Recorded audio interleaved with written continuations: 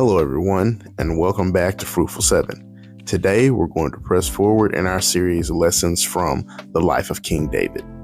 Now, we've gotten to this point in David's story where we see Saul once again actively trying to tear down the friendship, the brotherhood, if you will, that himself and Jonathan, who was Saul's son, the friendship that they have built up together over the years that they've known each other. And one of the things that verifies the fact that Saul is indeed influenced by an evil spirit is that he's trying to sow discord between David and Jonathan in this way. So Saul, in his anger, has become so driven and so willing to tear up the relationship that David and Jonathan have, that Saul is actually talking to Jonathan, who is his own son, in a very disparaging and disrespectful way. And he even allows it to go to the point that he becomes disrespectful in speech toward Jonathan's mother. However, Jonathan is not going to allow this. And so when you read 1 Samuel chapter 20, you actually see where it's chronicled that Jonathan and David worked together to put fail-safes, to put plans in place to protect David and also to keep Saul ignorant of what Jonathan and David are doing together. So after David and Jonathan enact their plans, we actually get to a point by the end of 1 Samuel chapter 20 where David ends up fleeing the king's court, fleeing the place where Saul and his court, his family are all together, and he just flees. David goes across the land of Israel and finds places to kind of duck his head down and hide and stay out of the public eye, if you will, until he figures out what he's going to do next. Because remember, David has still been anointed by the prophet Samuel to be the next king of Israel, and David still has a calling on his life from the Lord. In the midst of all of this, we start to see some very awesome things happen for David. At one point, David goes to a place, he flees to a place after he left Gath that is called the Cave of Adullam or Adullam. And once he gets there, his family actually gets word that he's there and they join him there. And then something else amazing happens. David gets to know people while he's there, and he actually starts to walk in some of his gifts and talents, if you will. And David ends up becoming the leader of a force of about 400 men. And by this point, we're actually in 1 Samuel chapter 22. And along with David being able to be in the comfort and company of his family and these men, an amazing thing actually happened that helped cultivate this environment and this experience where David becomes their leader. In 1 Samuel chapter 22 and verse 2, it says, "In addition, every man who was desperate, in debt, or discontented rallied around him," being David, and he became their leader. About 400 men were there with him.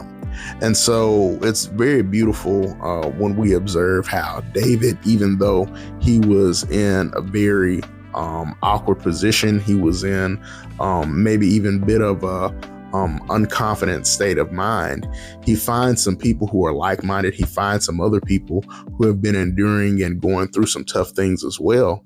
And they're actually able to be bound together by holding their trials and their tribulations, if you will, in common. So soon after this, David actually ends up receiving word from another prophet, and this prophet's name was Gad. And he tells David the word of the Lord. He says, "David, you're actually supposed to return to Judah. You need to go back to Judah." And this for David may have been a very interesting prospect, a very tall task, because going back to Judah meant that he would inevitably have to confront Saul again. And we also see in that same portion of 1 Samuel chapter 22, where Saul is starting to have these mental issues again, and he's starting to lash out and just have some episodes where you can tell that his mind isn't in the place that it should be. And by the end of 1 Samuel chapter 22, we see David being pushed furthermore into exactly what God would have him to do. Saul is having such a rough time that he begins to harm people that are actually trying to help him. And it's amazing because he does this from a place where he's continuing to be tormented, to be misled by this evil spirit. And the evil spirit is driving him to believe the lie that David is actually out to get him. And when you read the Bible, you can see that that was never the case at all. David only sought to be loyal to Saul. He only sought to serve the king. And so there are several people that Saul's actions negatively affect. And even though it's very unfortunate what happens to these people at the hands of Saul, David is actually put in a position where he is able to keep safe and comfort those people. He brings them into his camp. And the more that Saul causes issues, actually, the more that David's camp and David's support is built up.